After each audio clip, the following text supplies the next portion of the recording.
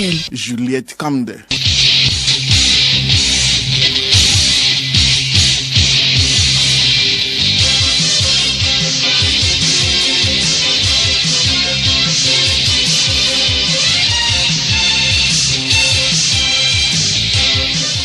Madame, monsieur, bonjour. Plus d'actions pour la promotion des métiers scientifiques. C'est le message à l'occasion de la Journée internationale de l'ingénierie pour l'avenir. Une journée consacrée à la sensibilisation sur ces métiers. Quel est l'homme idéal pour une femme qui souhaite entrer dans le mariage? Nous avons tendu le micro aux femmes dans la rue. Elles se sont exprimées sur les critères de choix d'un conjoint. En rubrique invité, nous avons avec nous dans ce studio Kwame Obosu. Il est le directeur du cadastre, de la conservation foncière et de l'enregistrement. Il nous expliquera en temps opportun le prochain recensement foncier dans les communes pilotes d'Aguenivé 1 et 2. Les autres rubriques de ce journal magazine pluriel, les échos du palais, les sports et la revue de presse.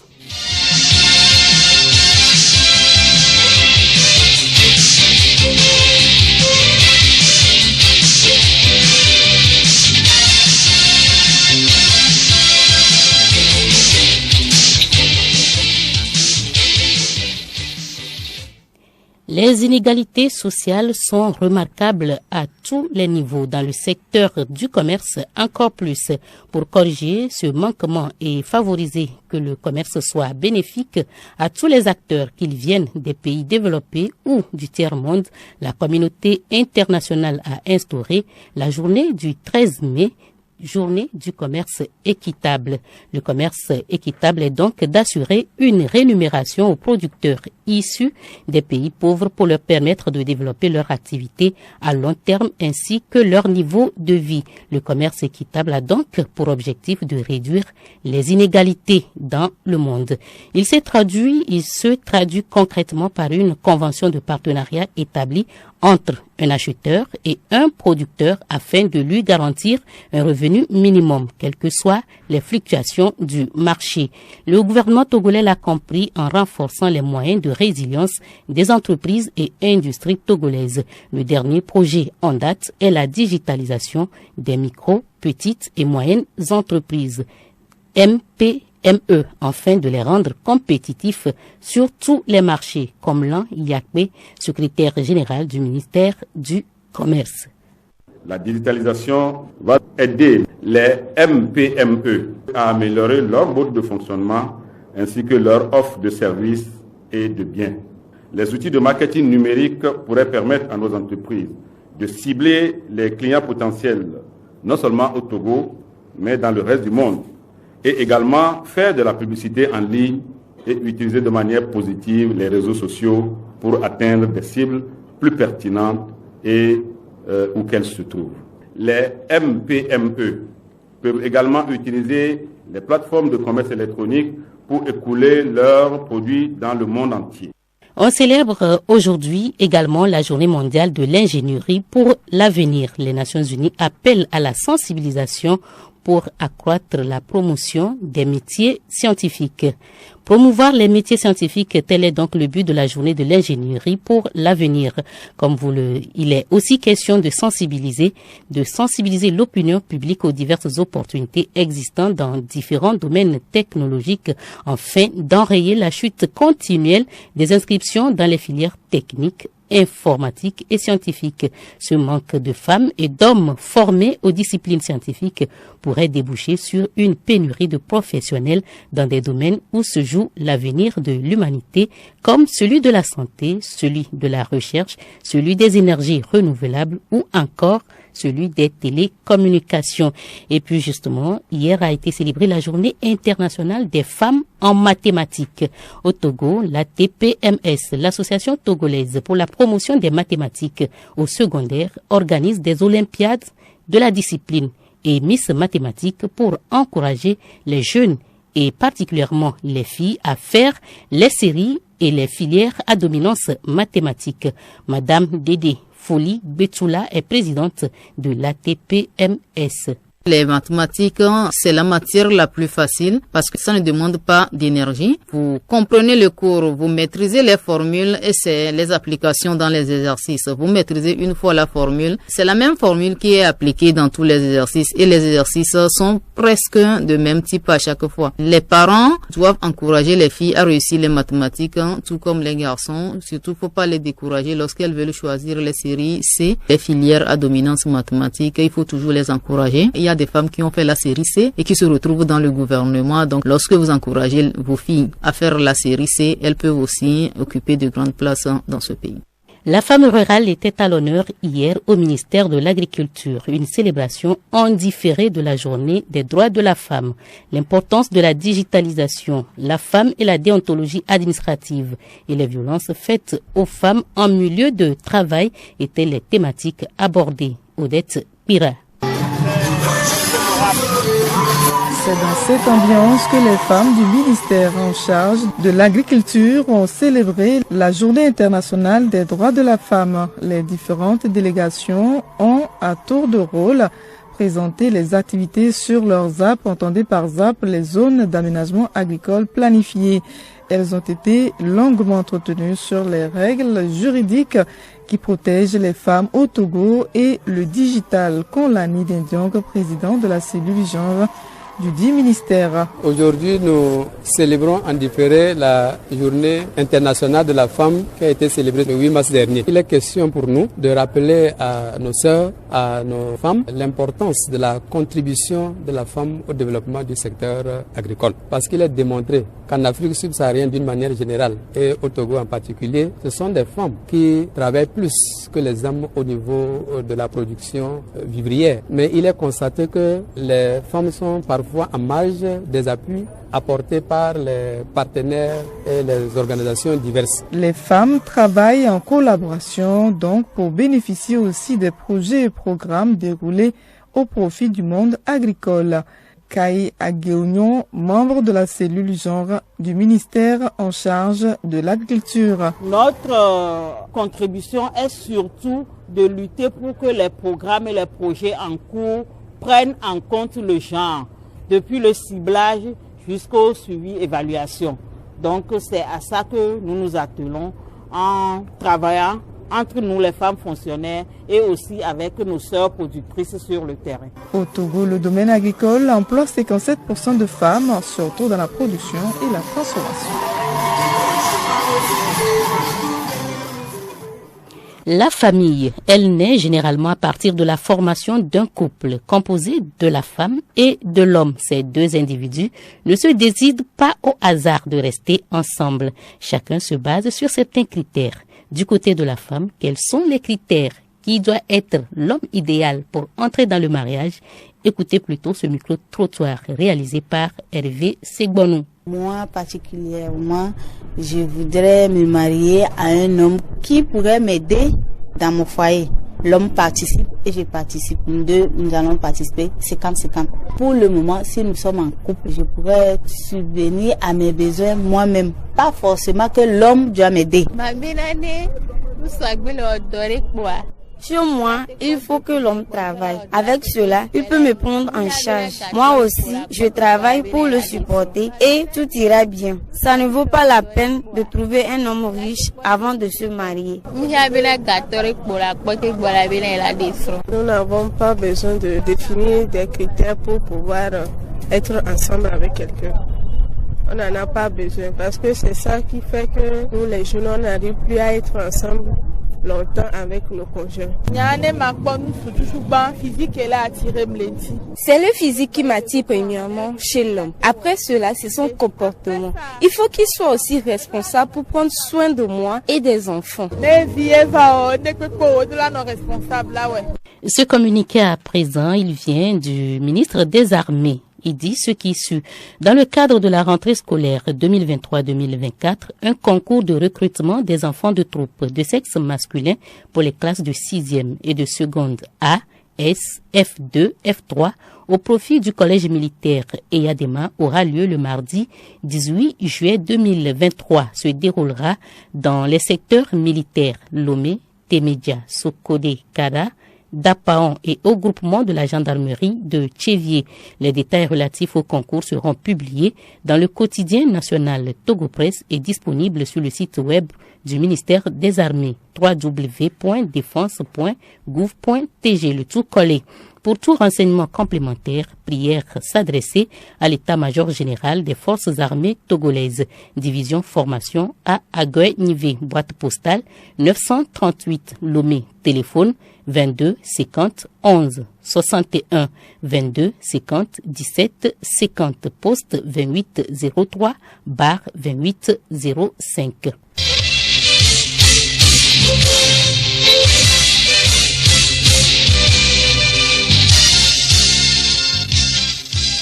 Au Sénégal, des milliers de personnes ont manifesté hier à Dakar contre une éventuelle troisième candidature de Macky Sall. La manifestation a été organisée par la plateforme des forces vives de la nation F24. Elle regroupe une centaine de partis d'opposition, mais aussi des organisations de la société civile et des syndicats. En Mauritanie, aujourd'hui se tiennent les élections législatives et locales. La campagne a pris fin jeudi. Près d'1,8 million de Mauritaniens sont appelés à choisir leurs députés, maires et conseillers régionaux. Un triple scrutin qui présente des nouveautés par rapport au précédent et qui présente un enjeu important pour le parti au pouvoir. Les Mauritaniens devront déposer aujourd'hui pas moins de 6 bulletins de vote dans les urnes. Un premier pour choisir leur maire, un autre pour choisir leurs conseillers régionaux et 4 bulletins pour choisir les députés du Parlement. Parmi ces 4 bulletins pour la députation, l'un d'entre eux est réservé depuis 2013 aux candidates femmes pour assurer leur représentation au Parlement. Et pour la première fois cette année, un autre bulletin est réservé aux jeunes candidats de moins de 35 ans. 11 sièges leur seront attribués d'office à l'Assemblée nationale. Une semaine après les inondations qui ont coûté la vie à 131 personnes au Rwanda, le président Paul Kagame s'est rendu aujourd'hui à Rubavu, l'un des 3 districts les plus touchés.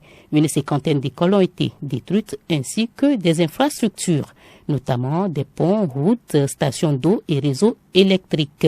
Des pires catastrophes naturelles que le Rwanda est connu depuis des années. La Somalie connaît également depuis quelques jours des scènes d'inondation dans le centre du pays. Dans la ville de Beledweyne, le débordement d'un cours d'eau suite aux intempéries a poussé des milliers de personnes à abandonner leur domicile. Selon les Nations Unies, les dégâts matériels considérables touchent aussi les marchés et les hôpitaux. Les précipitations fréquentes pendant la saison des pluies qui court d'avril à juin apportent cependant un certain soulagement dans d'autres régions du pays qui souffrent d'une des plus graves sécheresses que la Somalie ait connue. La Corne de l'Afrique est l'une des régions les plus vulnérables au changement climatique, avec des crises de plus en plus fréquentes et intenses.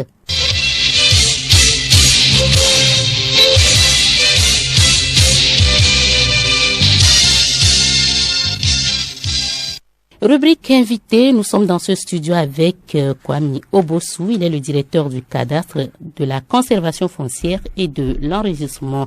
Nous allons parler du prochain recensement foncier dans 2 communes, Alomé, Agué-Nivé 1 et 2. Monsieur Obosu Kwame, bonjour. Bonjour madame. Le vendredi 5 mai dernier, vous avez lancé au cours d'une conférence de presse le recensement foncier dans les communes Agué-Nivé 1 et 2. En quoi consiste réellement ce recensement? Merci beaucoup madame. Et avant de démarrer, permettez-nous d'adresser nos reconnaissances au commissaire général, au comité de direction de l'Office togolais des recettes, ainsi que toutes les autorités pour les appuis qu'ils ne cessent d'apporter à la direction du cadastre dans ces opérations. Effectivement, la collecte d'informations que nous avons lancée vise essentiellement à recenser ou à collecter des données sur les immeubles, donc les propriétés bâties ou non bâties. Ça veut dire les maisons dans lesquelles les gens habitent et même les lots vides ou les terrains dont les bâtiments n'y sont pas encore. Et le but, c'est d'aider les populations à sécuriser leurs propriétés foncières afin de limiter plus tard les conflits. les conflits que nous savons tous au Togo d'ordre divers qui peuvent lier aux limites des parcelles, qui peuvent également être liés à des ventes multiples qu'on appelle généralement ventes. C'est le lieu de collecter des informations, les géoréférencer afin d'identifier les immeubles bâtis et non bâtis pour endiguer ces phénomènes. La particularité que cette opération relève pour cette année, c'est qu'on veut géoréférencer les anciens titres fonciers qui étaient créés avant 2007. Et ces anciens titres ne sont pas positionnés dans les nouvelles technologies utilisées actuellement. Et donc, il s'agit de les ramener ou de ramener les informations de ces titres dans les nouvelles technologies et méthodes actuellement disponibles. Monsieur le directeur, c'est une collecte d'informations des immeubles bâtis et non bâtis, mais quand on prend les immeubles bâtis, cela ressemble un peu à notre recensement général de l'habitat et des personnes. Quelle est la différence? Merci beaucoup. Et cette collecte d'informations va au-delà de ce que le recensement général de la population de l'habitat a collecté. Et au-delà en plus des informations sur l'adresse de l'immeuble, cette opération va collecter également des informations sur aussi bien l'affectation et à quoi c'est décidé, est-ce que c'est habitation, est-ce que c'est un commerce, est-ce que c'est mix. On va donner des informations également sur le nombre de pièces que l'immeuble contient. Mais ici, on va également délimiter la parcelle, donc faire des levées topographiques pour délimiter la parcelle occupée par le bâtiment. La surface totale occupée par l'immeuble, aussi bien dans toutes les pièces que s'il y a un étage par exemple. Donc étage plus que rez-de-chaussée, ça fait combien de surface? Des informations que le recensement général de la population n'avait pas collectées. Et voilà un peu la particularité. Oui, c'est un recensement foncier, il a annoncé pour prochainement. Quand débutera l'opération? Merci beaucoup, madame. L'opération débute le 22 mai prochain dans les deux communes d'Agoueni V1 et d'Agoueni V2. Pourquoi précisément ces deux communes? Merci. Et ce n'est pas seulement ces deux communes. Il faut rappeler qu'en 2022, nous avions déjà fait la même opération dans la commune du Golfe 3. Et aujourd'hui, c'est Agoueni V1 et 2. Et après, suivront Golfe 2 et Golfe 4 et qui vont s'étendre aux autres communes du Grand Lomé et à l'intérieur du pays. Donc, c'est une opération progressive. Une opération progressive. Vous avez également parlé de géoréférencement des titres fonciers depuis 2007. Plus d'explications, monsieur le directeur. Madame. Avant 2007, en tout cas, les technologies utilisées avant 2007 sont différentes des technologies actuelles. Et donc, pour harmoniser les données des titres fonciers avec les technologies nouvellement utilisées, il fallait qu'on retourne sur le terrain pour géolocaliser, donc repositionner les bornes ou les limites de ces titres afin de les intégrer dans la nouvelle base pour éviter, comme je le disais plus tard, des problèmes plus tard. Et généralement, c'est une opération payante. Naturellement, si vous venez pour qu'on vous fasse cette opération, elle est payante, mais au cours de cette opération de collecte, elle est gratuite. Et donc, nous invitons les populations à saisir cette opportunité, ceux qui sont dans ce cas, à saisir cette opportunité en appelant au numéro 93 94 04 98.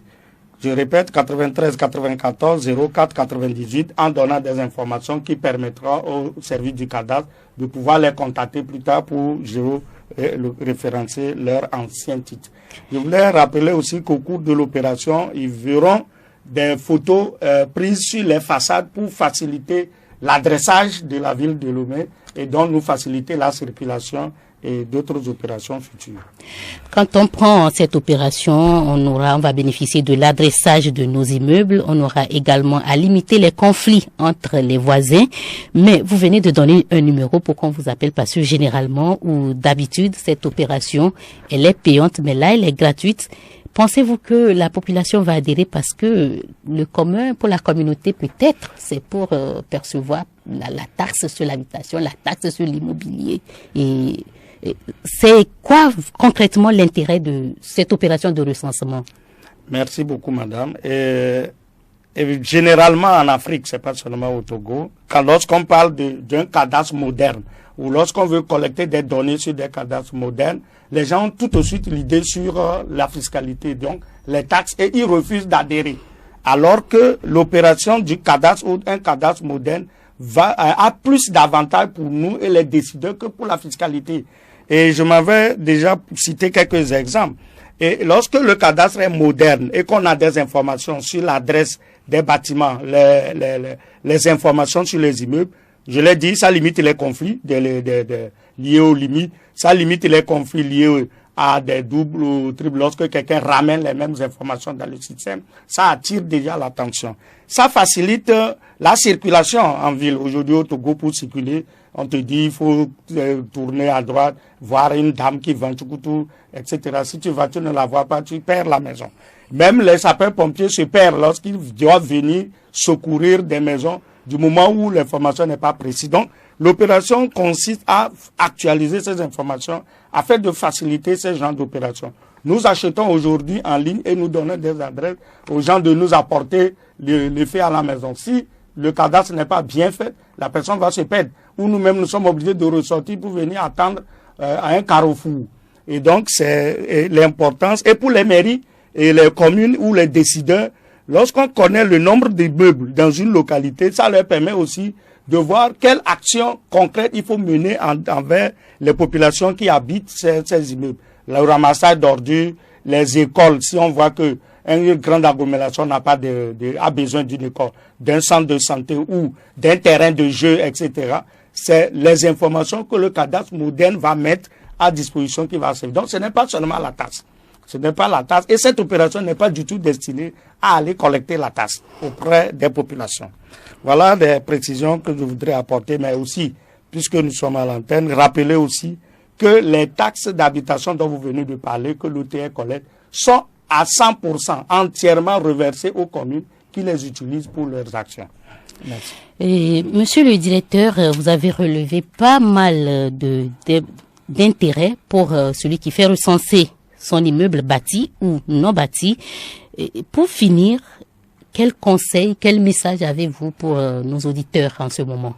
Merci beaucoup, madame. Pour finir, je voudrais inviter la population des communes à réserver un bon accueil aux agents, à leur fournir les informations. Ils vont peut-être demander des informations ou des documents à consulter. Ils ne peuvent que les consulter. Ils ne sont pas autorisés à les ramener à la maison. Et donc, qu'ils adhèrent en donnant toutes les informations et qu'ils se méfient des anarcheurs ou des faussaires qui viendront pour leur dire « envoyez-moi flouze, envoyez-moi timoni pour que je puisse vous faire une formalité de titre foncier ». Ce n'est pas nous, ce n'est pas nos agents, ils ne sont pas mandatés pour ça. Et donc, l'opération n'est pas payante.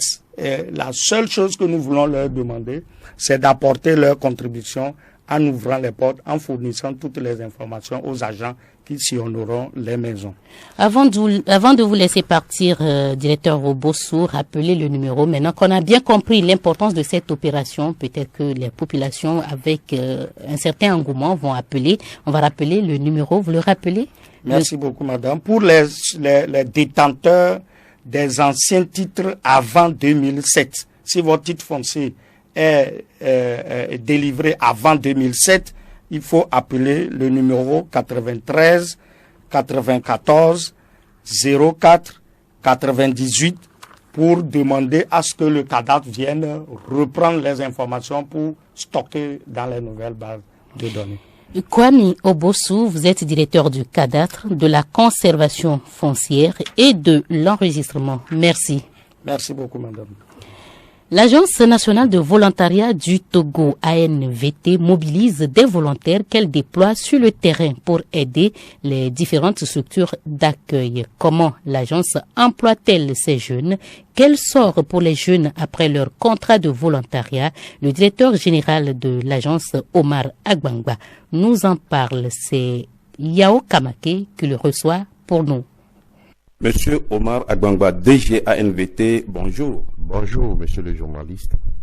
Dites-nous, au-delà des objectifs du Provenat qui a évolué en ANVT, que deviennent les jeunes qui ne sont pas recrutés par leur structure à la fin de leur mission de volontaire?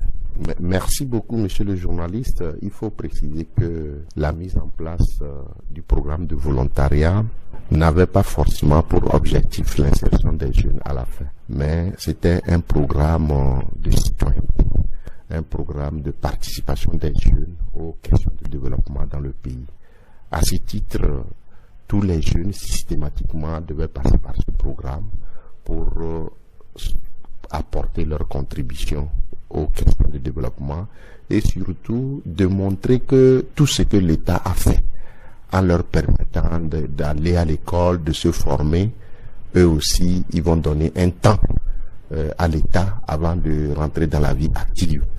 Mais chemin faisant, on dit que celui qui donne à manger à l'enfant, c'est lui qui peut lécher les doigts, il peut avaler certains boules. Donc les jeunes, chemin faisant, trouvent des opportunités, c'est un gain par rapport à leur engagement, leur truc.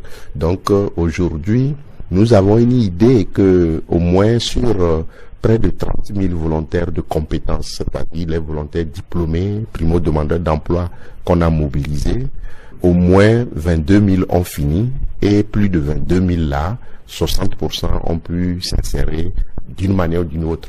D'autres se sont reformés, d'autres ont fait des voyages, d'autres. C'est la vie normale. Quand nous sortons de l'école, on sort aujourd'hui.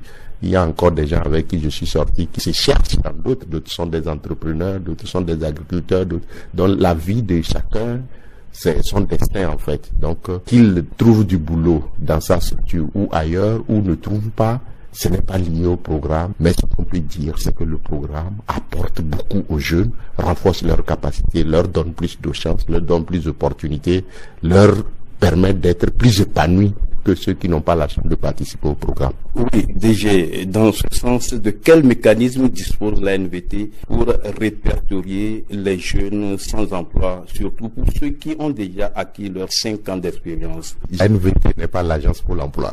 Vous savez, l'État, connaissant le monde du travail, a mis en place un certain nombre d'initiatives et l'ANPE a ce rôle-là de pouvoir avoir un répertoire de tous les jeunes sans emploi et tout ça. Mais ce qui est bien, c'est que l'ANVT dispose d'une base de données. Des jeunes qui rentrent, qui sortent, qui ont pu s'insérer, qui ne sont pas insérés. Donc l'ANVT continue de les suivre et de faire des programmes de formation, par exemple, sur les compétences de vie, sur comment élaborer son CV, comment participer à une entrevue d'embauche, des programmes d'accompagnement pour leur faciliter la vie. Il y a eu même des programmes de reconversion. Par exemple, j'ai fait l'histoire et depuis là, je ne trouve rien à faire. Comment je peux me former, par exemple, à quelqu'un qui fait l'entretien, la maintenance, l'assainissement, le maraîchage, l'entrepreneuriat. Donc, on a eu des programmes comme ça à l'endroit des jeunes qu'on a qualifiés de chômeurs de longue durée. Jeunes chômeurs de longue durée. Donc, ils ont fini le programme, ils n'ont rien trouvé, ils sont là.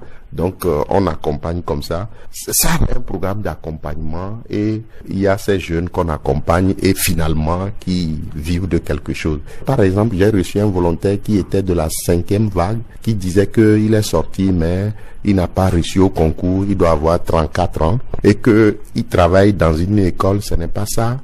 Mais lui, il a appris de la cuisine. Je dis là, c'est bien. Comme tu n'as pas trouvé, c'est un technicien supérieur d'assainissement, dont les gens qu'on appelle assistants d'hygiène, dans les centres de santé.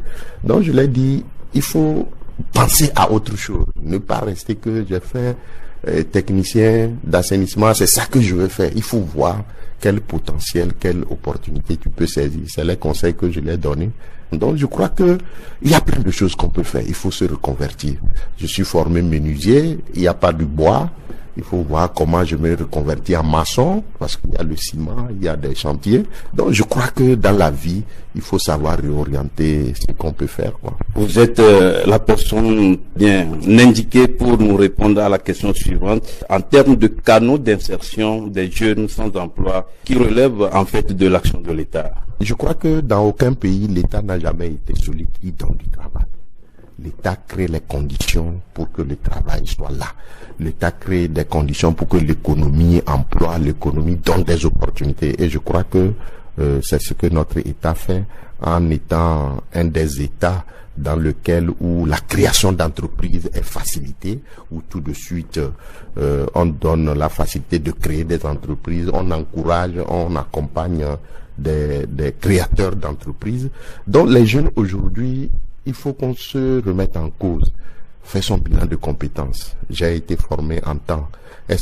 Pourquoi d'abord même avant de choisir ce dans quoi je veux me former, qu'est-ce que je veux devenir? Qu'est-ce qu'il y a à faire? Quelles sont les opportunités que le domaine dans lequel je me forme m'offre?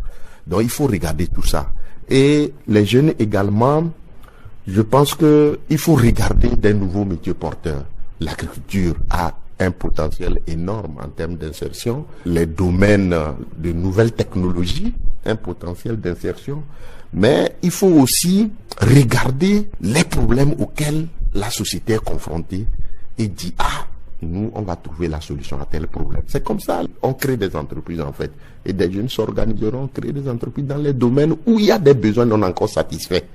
Donc, il y a plein de choses qu'on peut faire dans ces domaines pour révolutionner, pour aider, pour faire de l'impact. Je crois que c'est un défi aujourd'hui. Tous nos produits, qu'ils soient agricoles ou des produits de rente, c'est à l'exportation. Comment penser à des unités de transformation au niveau local pour donner la valeur? Tout ça, c'est des pistes. Donc, il faut que les jeunes revoient ça aussi. Et je crois que nos systèmes éducatifs aussi vont repenser. Et je crois qu'il faut privilégier les écoles d'enseignement technique où les choses sont pratiques, alléger nos programmes d'enseignement pour avoir des programmes qui sont plus adaptés à nos besoins en termes de besoins professionnels, besoins de développement, besoins techniques, que de continuer de former dans des domaines où pratiquement on n'a pas besoin. Oui, DG, vous avez pratiquement pris en compte ma dernière question qui était quelles sont en guise d'orientation pour ces jeunes en attente d'acquisition d'expérience ou l'ayant déjà acquise, mais souffrez que je vous la repose. Je crois que dans cette vie, il faut toujours chercher à apprendre. Ça, c'est le premier conseil que je donne aux jeunes. Aujourd'hui, quel que soit le diplôme que tu as, il y a d'autres éléments qu'il faut renforcer. 3 principalement. D'abord, toi-même, montrer de la motivation, accroître ton leadership, ta communication, tes compétences en communication, en leadership, et même quand tu arrives devant quelqu'un, que tout de suite, tu puisses convaincre la personne et la personne te fait confiance. Mais si tu arrives moche, tu n'as pas de chance que la personne puisse dire, lui là, je vais l'essayer. Donc ça, c'est très important. C'est le premier élément. Le deuxième élément aujourd'hui, l'informatique, la maîtrise de l'informatique, c'est très fondamental. Si par exemple, vous cherchez du boulot, toi, tu maîtrises l'outil informatique, tu as plus de chances que celui qui n'en a pas. Et un troisième élément très fondamental, la maîtrise de l'anglais. Aujourd'hui, l'anglais est la langue la plus parlée dans le monde. C'est pour ça que nous saluons les autorités qui ont permis au Togo d'adhérer au Commonwealth. Parce que le monde aujourd'hui, partout où tu passes, tu maîtrises l'anglais, tu maîtrises le monde. Donc si tu as des compétences par rapport à ta motivation de montrer le leadership, de montrer tes capacités de communication, tu maîtrises l'outil informatique, tu développes tes compétences linguistiques, en anglais particulièrement, tu multiplies tes chances. Et je crois que les jeunes doivent, tant que tu es là, tu n'as encore rien, continue de te former à quelque chose de nouveau qui peut être utile selon les opportunités qui vont s'offrir. Donc je crois que c'est ça, et de ne pas rester croiser les bras. Il y a plein de choses à faire dans nos pays où quand tu arrives, tu sens qu'il y a des choses à faire. On ne peut pas rester là, il n'y a pas du travail, on attend l'État-providence qui n'existe plus ou qui n'a jamais existé. DG Oumara Gbangba, merci. C'est moi qui vous remercie.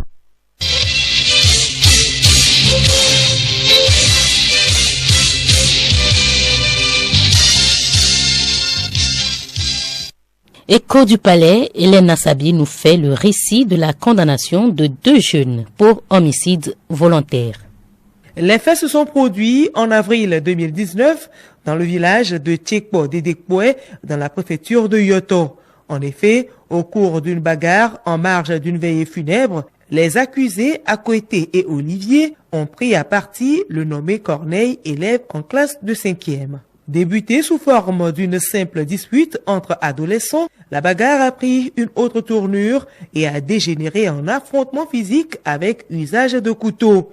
Les deux agresseurs ont atteint gravement Corneille, qui rendra l'âme sur les lieux, tandis que Akoueté et Olivier sont arrêtés et détenus pour crime d'homicide volontaire. Au cours du procès, ni les témoins ni les accusés eux-mêmes n'ont pu révéler les vraies causes de la bagarre. Il a été juste révélé que les deux agresseurs étaient en état d'ivresse le jour de l'altercation. Se basant sur les témoignages recueillis, la déposition de l'enquêteur, une image du corps sans vie de la victime et les plaidoiries de l'avocat de la défense, la cour d'assises de Lomé a condamné les accusés à 8 ans de réclusion criminelle. Les sports tout de suite du football. Des joueurs à déclarer à la caisse de sécurité sociale pour jouir d'une bonne retraite. Voilà notamment ce qui est attendu de la professionnalisation du football togolais. Les différents acteurs qui en ont échangé hier seront au rendez-vous de la 26e journée de D1 Lonato. C'est cet après-midi. Théophile Dandako. 2 matchs ouvrent cette 26e journée. Il s'agit d'abord du face-à-face Gomido ASK Akara. Les deux clubs n'ont pas les mêmes ambitions car pendant que ASK lutte pour une place continentale, les Showboys de Koualimé jouent pour le maintien. La même ambition de maintien est prônée dans les vestiaires de l'AS Togo-Port. L'actuel 14e au classement joue contre Dito FC au stade municipal de Lomé. Le reste du calendrier se poursuit demain dimanche. Le leader Asco monnaie son talent à Sokodé contre Unisport. L'AS Haute-Terre de Lomé, qui ne perd plus ses matchs, affronte Espoir de Zion au stade de Guasimé à Lomé. Autres affiches, Boglosu Semasi à Aneho, Sarasport AS Bina à Kara, Ange Tambo au stade de la JCA à Agouenivé. Les joueurs togolais auront leur pension retraite avec la professionnalisation annoncée du football. Hier à Lomé, Madame le ministre des Sports a insisté sur la vie des joueurs à leur retraite. Ils doivent pouvoir continuer à mener une vie normale parce qu'ayant été déclarés à la caisse de sécurité sociale. C'est donc l'une des raisons de la professionnalisation du football togolais qui doit commencer dans les brefs délais. Madame Dr Lydie Bessikama, ministre des Sports et des Loisirs. Je peux leur rassurer que cette réforme n'est qu'une réforme qui vient de nous-mêmes, fils et acteurs du sport togolais, et que si nous allons vers cela, après une année, nous pouvons encore refaire les assises pour mieux comprendre et améliorer. Mais ne pas le faire nous retardera encore plus. Donc j'invite tous les acteurs à faire ce pas, ce grand pas, ce pas qui va nous libérer, ce pas qui va donner encore une sécurité sociale à tous nos joueurs, à tous les acteurs. Moi je veux voir les anciens joueurs vivre aisément, avoir une sécurité sociale, avoir un compte à la retraite, vivre de leur art.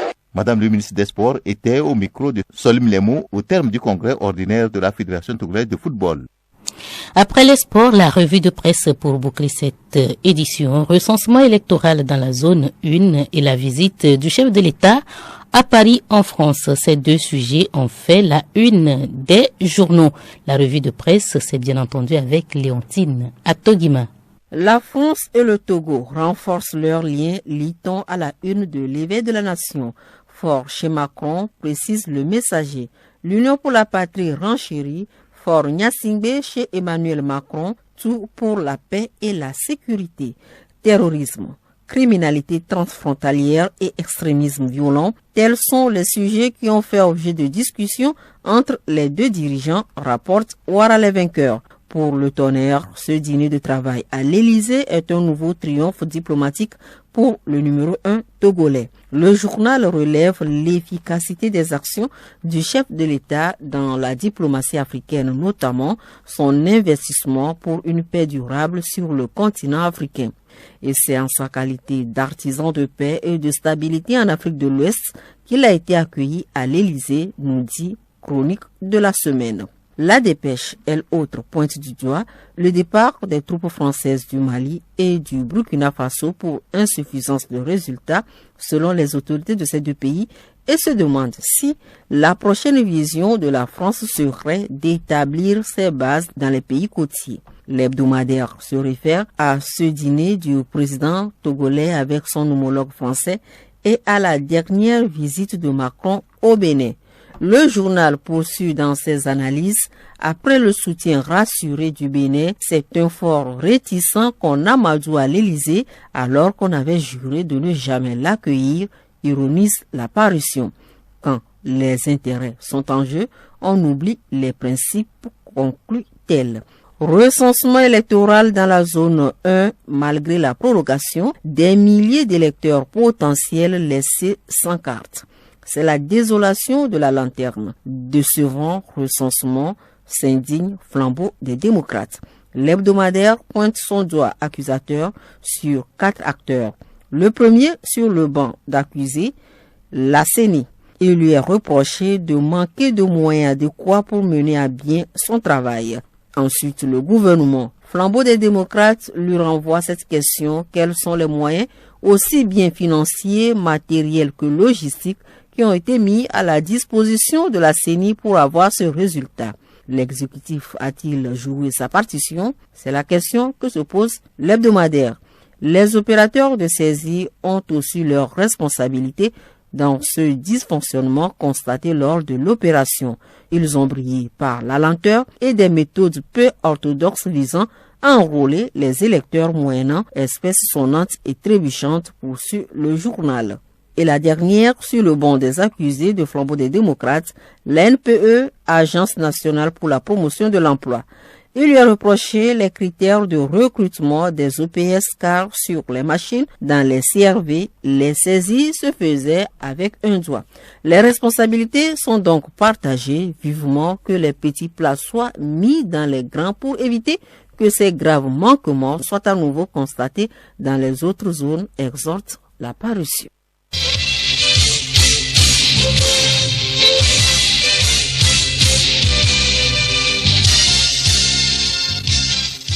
Pluriel, le magazine hebdomadaire de Radio Lomé.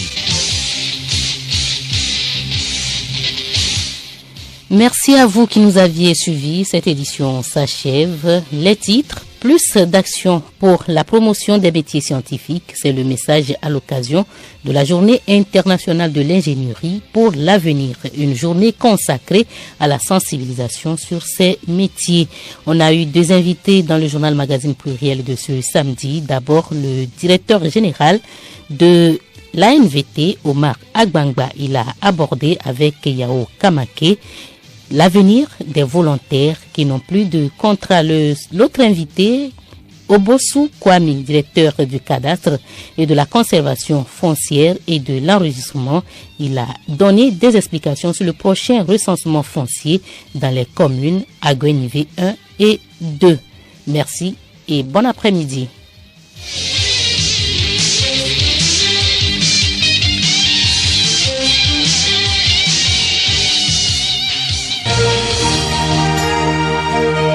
Radio Lomé, boîte postale 434, email radiolomé@radiolomé.tg.